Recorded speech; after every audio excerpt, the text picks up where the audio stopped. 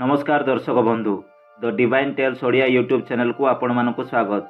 पूर्व वीडियो रे आमे प्रभु श्रीराम लक्ष्मण को पराक्रम विषय जानिलु किपरि से माने ताड़का मारीच सुबाहु आदि अति भयानक राक्षस मानक कबलरू विश्वामित्र महर्षि यज्ञ को रक्षा करथिले देखिलु। तापरे महर्षि विश्वामित्र आदेश रे से माने मिथिला राज्य को बाहरिले।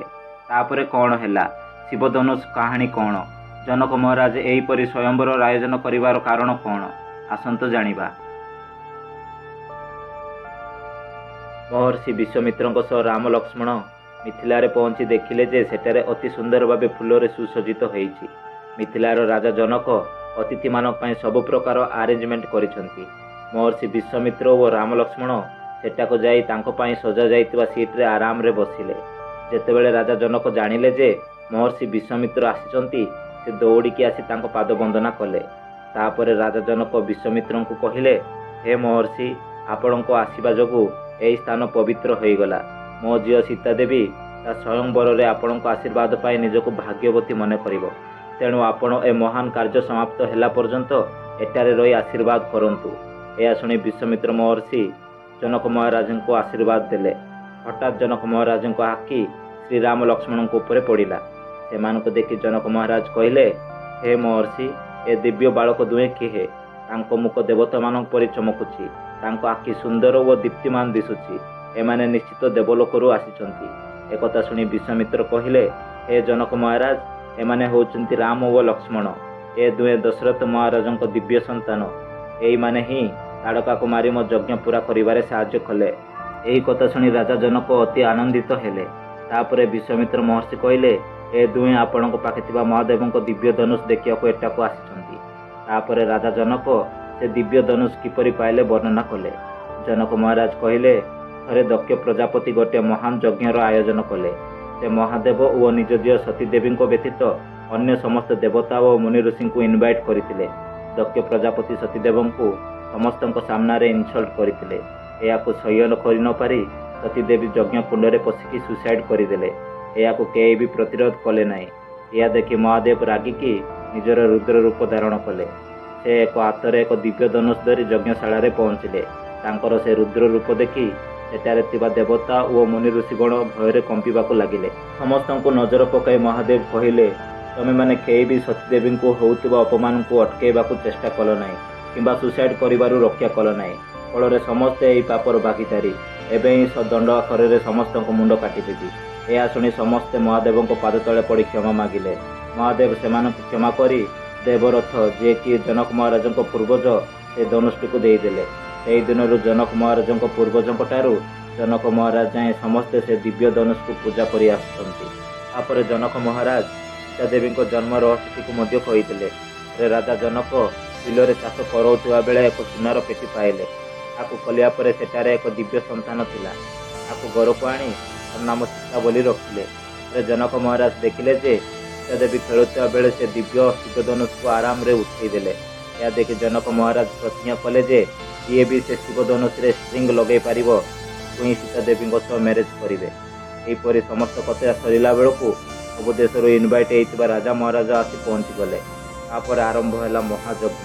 यज्ञ सरिला परे जनक महाराज जन जन करी राजा महाराज मानू लैंड देखा आज्ञा देले। सीता देवी देखा अत्यंत सुंदरी महापतिव्रता धर्मनिष्ठा थिले। सौंदर्य देखि अनेक राजा प्रतियोगिता रे भाग नेले। जन जन करी राजा महाराजा आसी से दिव्य धनुष को उठेबा चेष्टा कले, किंतु केही भी से धनुष को उठेबा तो दूरर कथा ताको ओल्लै मध्य पारले नहीं। जन जन करी राजा महाराज चेष्टा करे विफल हेले वो अपमानित होई फेरी गले। केतक राजा माने लज्जा पाई सामना को मध्य आसिले नहीं। समस्ते सीता देवी कुमारी रही बोली भाविले। जनक महाराज एसबू देखि चिंतित वो मन दुख कले। जनक महाराज को मन दुख होगा देखि विश्वामित्र महर्षि श्रीराम को चाहिए। तांको आज्ञा को श्रीराम बुझीपारे। से निज आसन उठी गुरु विश्वामित्र को प्रणाम कले। एक बालक को धनु उठेबा आसुवा देखि सेठारे थिबा राजा महाराज माने झर रे हसिबाकू लागिले। किंतु श्रीराम को मुखरे कौन चिंता नथिला।